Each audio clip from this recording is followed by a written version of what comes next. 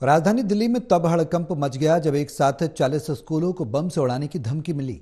धमकी की सूचना के तुरंत बाद दिल्ली पुलिस और दमकल विभाग के कर्मचारी इन अलग अलग स्कूलों में पहुंचे, जहां पर कई घंटों की छानबीन के बाद पुलिस के हवाले से पता चला कि यह धमकी महज एक अफवाह है और उन्हें जांच में कुछ भी संदिग्ध नहीं मिला।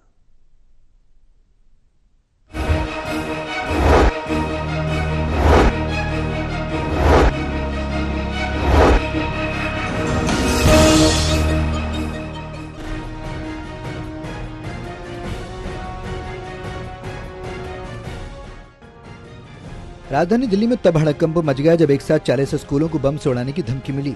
दिल्ली पुलिस के मुताबिक 8 दिसंबर की रात 11:38 पर ईमेल के जरिए 40 स्कूलों को बम से उड़ाने की धमकी दी गई। मेल में लिखा गया कि स्कूल की इमारतों में छोटे लेकिन घातक बम लगाए गए, जो $30,000 की फिरौती न मिलने पर विस्फोट कर दिए जाएंगे। इस मेल के बाद डीपीएस आरके पुरम, GD Goenka, Paschim Vihar, mother Mary और कैम्ब्रिज स्कूल समेत अन्य स्कूल ने छात्रों को तुरंत घर वापस भेज दिया।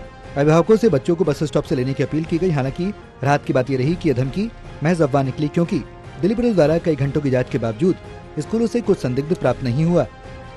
देश की राजधानी दिल्ली में तब हड़कंप मच गया जब आज सुबह दिल्ली के 40 स्कूलों में ईमेल के जरिए बॉम्ब से उड़ाने की धमकी मिली। उन 40 स्कूलों में से एक दिल्ली का ये डीपीएस आरके पुरम स्कूल, जिसके बाहर हमारी मौजूदगी है। आप देख सकते हैं जिस तरह से स्कूल को बम से उड़ाने की धमकी मिली, उसके बाद पूरे स्कूल को जो है खाली करा दिया गया। स्कूल का जो स्टाफ है उनको खाली करा दिया गया और जो स्टूडेंट्स जो पढ़ने आए थे सुबह के समय, उनको वापस से अपने घरों की ओर भेज दिया गया। और अभी तक जो है पुलिस की टीम यहाँ पर है, मौजूद है, जिसमें तलाशबीन अभियान जो है वो जारी है, क्योंकि ईमेल में जिस तरह से लिखा गया था कि अलग अलग कोनों में जो है स्कूल्स के बॉम्ब फिट किए गए हैं, जिसपे धमाका हो जाएगा। और साथ ही साथ $30,000 यानी अगर भारतीय रुपयों की बात करें तो लगभग 25 लाख रुपयों की मांग भी जो है धमकी में करी गई थी।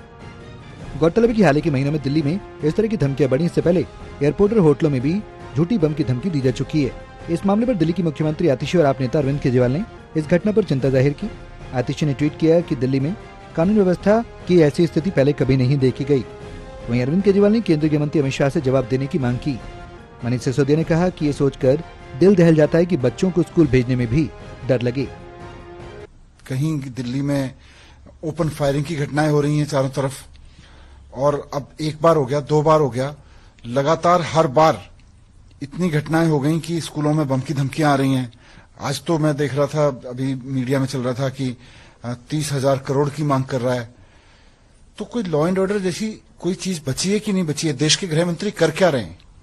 देश के गृह मंत्री बाकी सारी चीजों को छोड़ के इस पे ध्यान दें कि देश की राजधानी कितनी असुरक्षित हो गई है उनके होते हुए।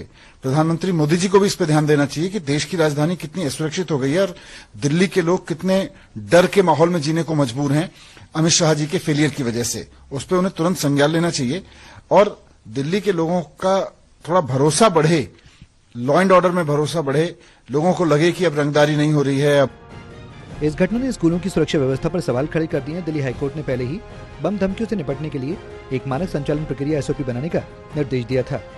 कोर्ट ने भी स्कूल प्रशासन, पुलिस और नगर निगम के अधिकारियों के बीच समन्वय पर जोर दिया था।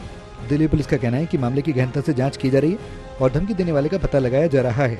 हालांकि स्कूल में फिलहाल कोई संदिग्ध वस्तु नहीं मिली। दिल्ली में लगातार इस तरह की धमकियों से सुरक्षा व्यवस्था पर सवाल खड़े हो रहे हैं। अब देखना होगा कि इस मामले में पुलिस कब तक दोषियों को पकड़ने में कामयाब होती है। Vishal Singh, total TV, Delhi.